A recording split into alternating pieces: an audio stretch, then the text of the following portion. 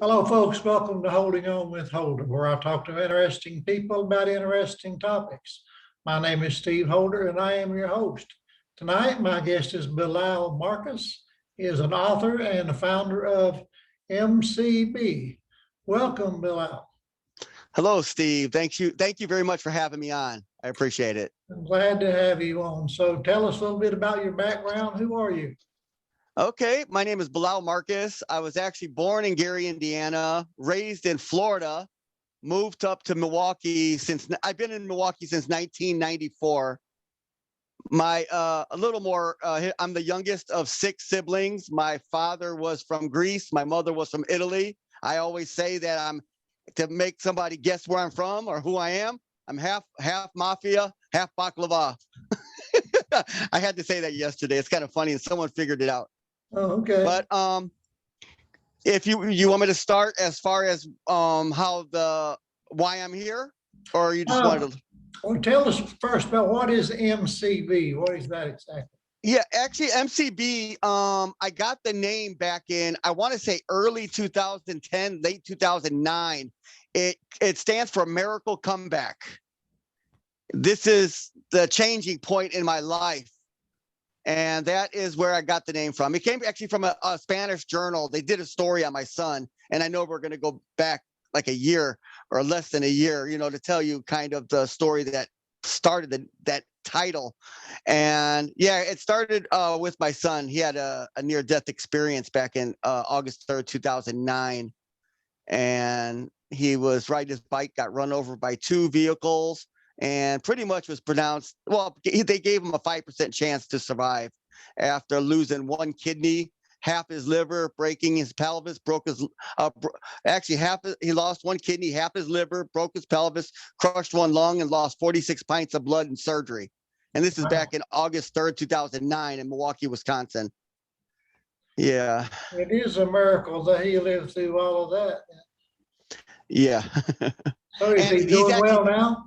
He's actually here with me right now. He works at full-time at a car wash. He's tired right now, more tired than me. Yeah. He's 24, going to be 25 this summer. It happened when he was 12, turning 13. Okay. So you started this based on his accident was what inspiration for you to start this? Yeah, actually, it wasn't planned. It happened to be. I knew nothing about what I just told you before the accident. I never donated a drop of blood. I was scared of needles. I hate dentists. So yeah, I was the kind of person that just stayed away from.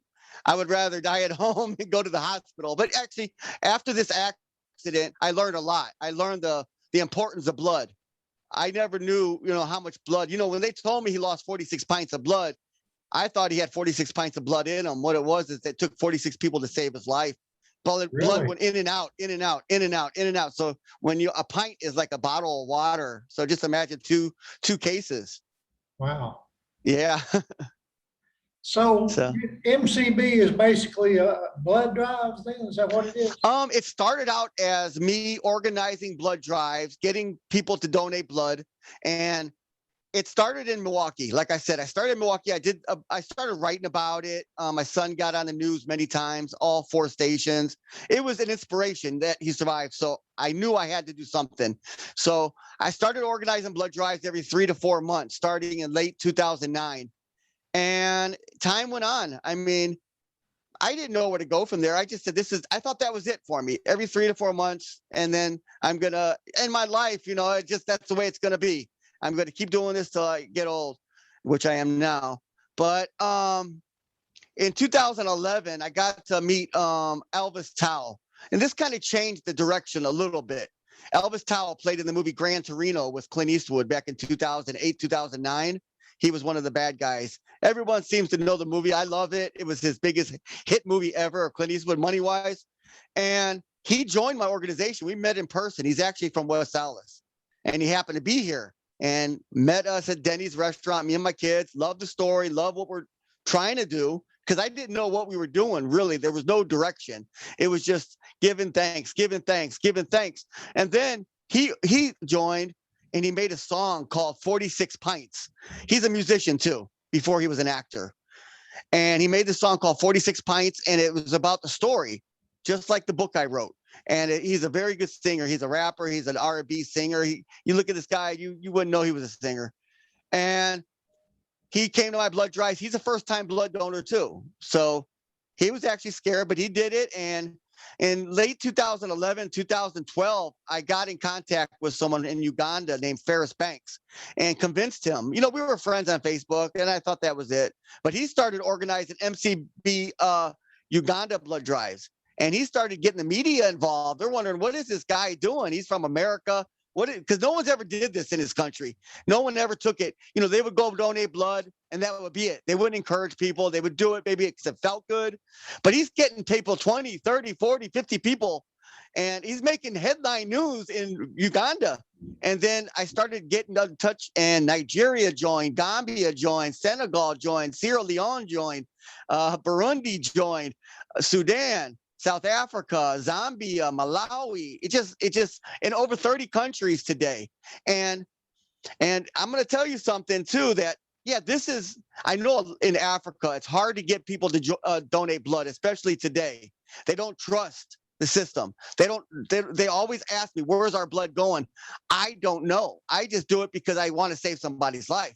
But it's their right to, they get mad because maybe they're selling their blood somewhere. They're not really helping somebody, but they're finding out that they are helping people. The ones that are finding out, like they went recently. I mean, people have been called in. They called members in Africa and Indonesia to go donate blood. Someone needs your blood, and they go and they're saving lives.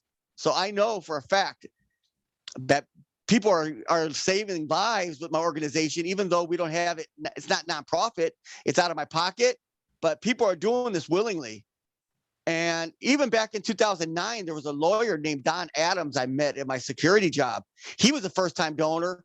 From 2009 till today, he still messages me and tells me he's donating blood. He never missed one time.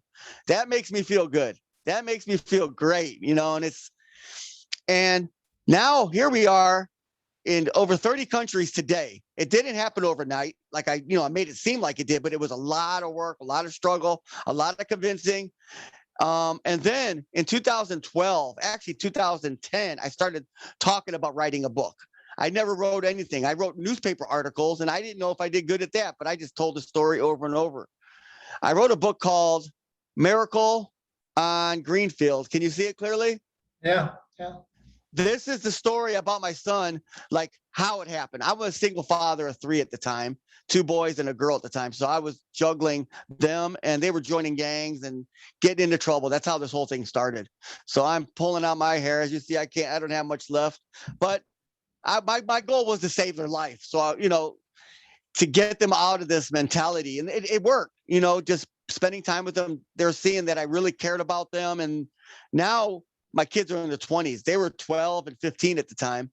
Now they're late 20s, have kids of their own, married. So it changed their life. I like to say you say that MCB's helped save their life, And I wrote the book in 2012 called Miracle on Greenfield for children and families. And it starts at the time when they're, at the beginning, like when they started getting involved in gangs, and then this accident happened. And then the hospital scene is like the longest part of the book. And to see him get up, because he was in August 3rd, he went in a coma, the surgery. They gave him a 5% chance to survive. August 9th, he opened his eyes, recognized me. August 11th, he's walking. August 25th, he goes home. September 9th, he starts back to school. So I didn't get to that part. I'm just kind of like backtracking a little bit, just so you know, like kind of how put a cherry on top of the ice cream when it comes to why I really started it. And my book was in the hard drive for 8 years. I got engaged to my Philippine ambassador in 2020. She told me, she's the ambassador of MCB in the Philippines. She told me, I got to get this book published. It's been in my hard drive for 8 years. I didn't know if my hard drive collect dust, eat dust, if it's even alive. It obviously, we did it, got it published in 2020. And then I came up with the second idea. My 5-year-old in 2020 joined my organization. He helps me promote. His name is Panji. He became known as the MCB superhero. I wrote a book here called The Secret Life of Panji. And he really has that MCB superhero outfit too. And he knows, and this book explains how it was shipped. This book was inspired by the first book. It's not all facts, but at least 25 to 30% actually happen. But, you know, it's a children's book, and he finds out what his superhero power is in that book. And I wrote like 6 books already ahead. We're working on the next one for June. So And is your blood drive different from other blood drives in some way? I think so, because I have a story to share. I try to join some blood drives, you know, just so I don't have to look for a location, or I just bring people. Actually, it's easier for me just to bring a group of people to go donate blood together. Yeah. You know, it's easier that way. This way, if something gets canceled, I don't have to worry about that. And they're in high need for blood right now because of the pandemic, especially. Yeah. Now, Yeah. I read an interview that you did. I think it was somebody in Uganda. I was reading it and I got some information so I could ask you about it. Now, you are a Muslim, correct? I am, yes. Now, does this MCB have any kind of connections with Islam? I mean, is it for Muslims only? No, actually, it's probably one of the most rarest organizations in the world, because all people of all faiths can join it. All men, women, children. It's not a religious organization. It's a life-saving organization and a unity. And if you look at some of the people, like in Zambia, Burundi, aren't Muslim, they're Christian. And many places, like in many Africa, like I would say it's half and half. We have men, women, we have elderly, we have my little child. So there's a lot. Like Brazil, they're not Muslim, and my ambassador's over there. So we all respect each other. And if somebody puts some religious stuff in our group, we take it out right away, because we don't want anybody to, you know what I mean? We don't, if I could post something about Islam, they have a right to post something about Christianity. And I ban all that, because, you know, we could talk on the side if you want to talk, but nothing to do with the organization. Yeah. Okay. Now, which sect of Muslim are you? I like to say just Muslim, because a lot of the sects are nothing but division. I mean, if you want to say Sunni, but I never call myself Sunni or anything like that. I just say I'm Muslim, because that to me is just another distraction, another way to divide people. And I don't get into all that. Is that kind of like different denominations in Christianity? Because I never really researched. It could be, but I'm not really sure. I don't like saying things that I don't know, because I wasn't born Muslim. My mother's Catholic. My father was Greek Orthodox. I just happened to become Muslim after meeting Muhammad Ali back. I met him in '93, and I was studying. Yeah, I had dinner at I sat with him one-on-one, but it wasn't about me. It was a fundraising dinner, and I got to squeeze myself in his seat. Was you a Muhammad Ali fan? I mean, yeah, I was young. I was boxing at the time. I think that's why I got a lot of boxers into my organization, because I got injured where I couldn't do it anymore. I was a Muhammad Ali fan. I was him. I liked it because he was more than just boxing. And you believe it or not, when I met him, I didn't ask him one question about boxing, even though I was boxing at the time. I asked him about the religion, because I was studying Islam, and he told me some things that kind of inspired me, you know, and it just kind of, and meeting him was just, it was one in a million. Yeah. And, you know, it was a good thing. It helped me where I'm at, but my family and stuff, we get along. It's nothing, you know, when I became Muslim, it wasn't like a big deal. My father's side of the family, I think, was closer to the Muslim side, because Turkey, Greece, and stuff like that, the heritage. Yeah. My mom's side was a little more difficult to accept it, but I'm like her best friend today out of all the kids, because we get along. We don't talk about religion. Yeah. Do you have any kind of harassment from people because of it? I know Muslims, for some reason, tend to cause a lot, well, not cause, but are the victims of a lot of harassment. No, not here. Maybe other places, like maybe Minnesota or something, you know, they get, but I've never heard. We got other problems in Milwaukee. If you watch the news, we have a lot of different stuff going on here. So that's never been an issue with me. I get along with anybody and especially because I wasn't Muslim before. So nobody, you know, to me, I understand people a little bit better than someone who was born Muslim, because I was there before. So I know how to deal with people. I know how to, calm people down. I don't know. I'm not the fighting type. I used to box, but I mean, as far as like patience, I got a lot of patience and tolerance. Not too many things bother me anymore. Yeah. Well, we definitely all should respect each other and treat each other with decency. Yes, most definitely. That's what we believe. So can people from other countries safely donate to Americans, or is there something in their diet or culture that will make that dangerous, or what? You mean as far as donating blood? Yeah, No, I think it's all strictly they donate in Uganda, their blood goes to whoever needs it there. I donate here. I don't care where it goes. I know it's going to go to Milwaukee, most likely. But yeah, they donate there, it stays there. okay. So it's just How basically to often can encourage people, people to donate. how often can people safely donate? Here I just found out. I thought it was 3 months, but I'm looking at it's actually 2 months. 2 months? Six, Okay. 60 days. Yeah. I thought it was 3 months for a while. I don't know where I got that idea from, but Yeah. I, Do you all have a way of testing for COVID before you take the blood?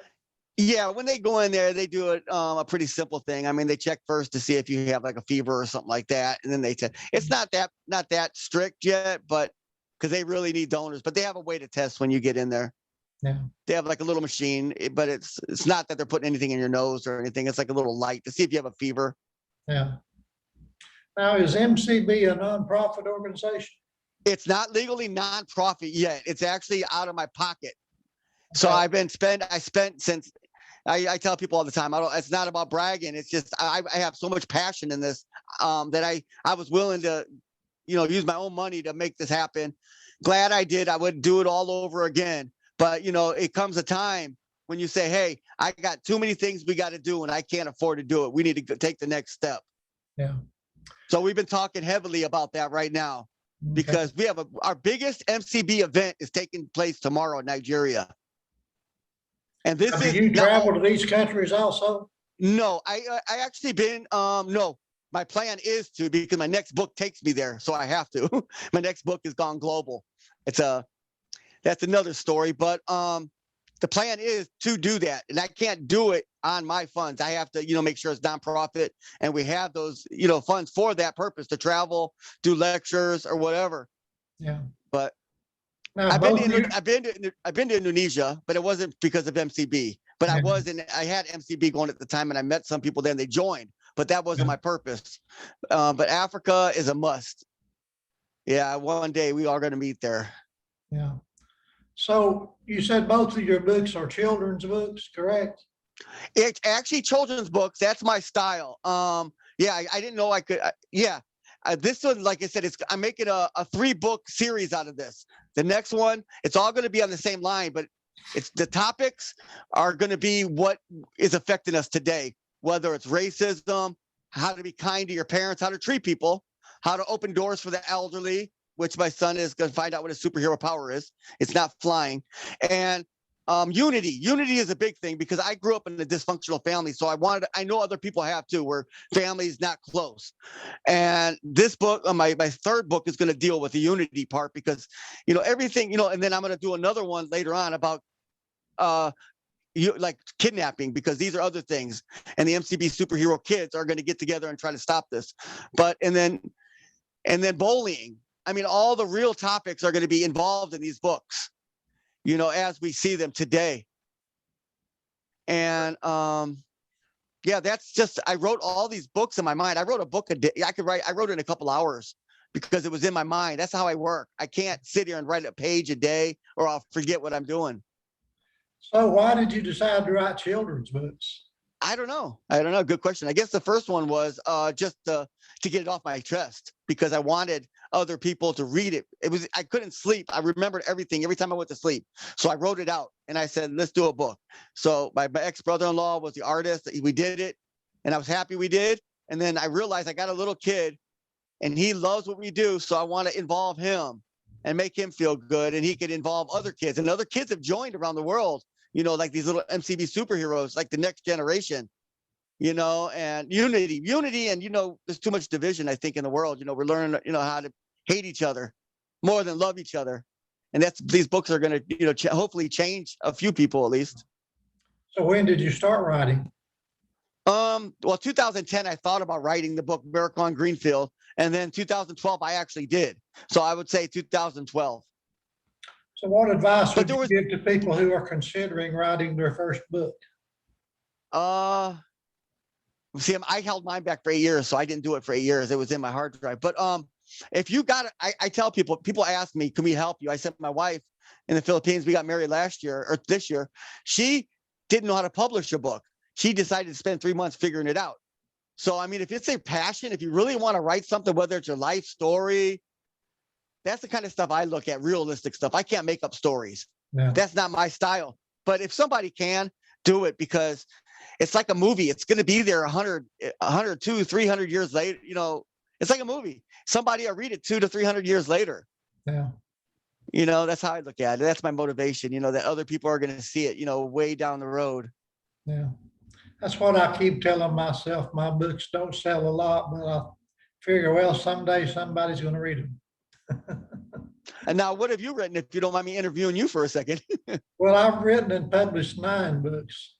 Wow. They're available on Amazon.com, BarnesandNoble.com, BooksAMillion.com. Since you gave me that opportunity to say that. No, that's nice, because I've just recently started meeting writers, and it's nice because I never knew any before. Yeah.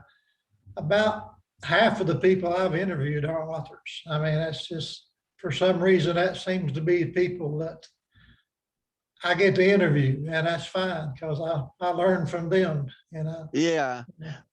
But if you're asking me, like, how do I inspire others to write? Because I don't think it's something that you think about doing. I think it's something inside you most of the time, right? I mean, it's in you. You don't just wake up one day and say, I want to write a book. It's something that needs to come out. Yeah, it's an artistic skill, I think, in somebody. Because I used to be an artist, got away from that, and I think I involved everything that, like my boxing, my art, into what I do today, because, you know, I kind of went away from that stuff. But I think it's all coming back, and I'm putting 100% into what I love now. Yeah. Do you read enough? I don't read enough. Yeah. I should just the time. I've been just juggling different things with the events. Like I was going to tell you before I forget, is the event that's taking place is turned MCB in another direction, which is it's going to be feeding the poor. She's organizing this big thing to feed over 300 people tomorrow in Auchi, Nigeria. It's her first. She only joined 2 months ago, and it was her dream.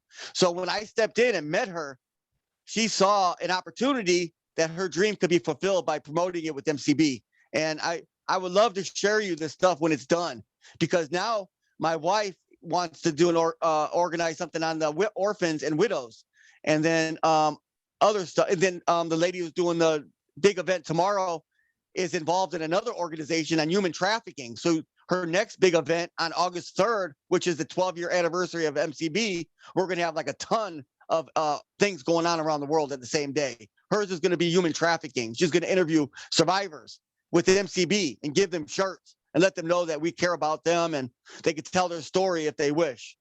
Yeah. So MCB is not just about donating blood after tomorrow. It's about saving lives in other ways too now. Okay. I've seen your T-shirts on that website. I looked at it. Pretty cool. Oh, the MCB? Yeah. Yeah, that's the truck tire on the outside, bicycle tire in the middle. Okay. Yeah. So if somebody wants to get involved with MCB, how do they go about that? I would say they can message me in Facebook on Messenger, which is the easiest way right now, or they can also email me, but I always check my messages, and which is my name, Bilal Markis, Bilal, first name, last name Markis, Markis. And they just go there and just message me there. Then when I start getting more social media, a website, another website, then, you know, we could do more. But that's the best way right now. That's how I talk to people, mostly from my phone, and just, you know, like that. Well, you mentioned ambassadors. What do you have? Does this people go around and do kind of like PR work for you, or what? We have ambassadors in every country that we're in, and then they have a bunch of members that are behind them. You know, like the ambassador in each country will organize, you know, tell them that we're going to do this, and, you know, arrange blood drives. Or we have a football team. We have a whole football team that donates in Nigeria too. That's the ambassadors team, and they went to the championship and won in the whole state. They won. Football in Nigeria is what we call soccer, right? Soccer, exactly. That's they trained me to say that. I'm a Chicago Bears fan, so that's football to me. It's football. There you go. There you go. But Yeah, and then we have like a professional boxer called African Mike Tyson, 17-0, 17 knockouts. He's a first-time donor. He wears my shirt on the ring. He has a big banner he brings out there. He donates. He encourages people to donate.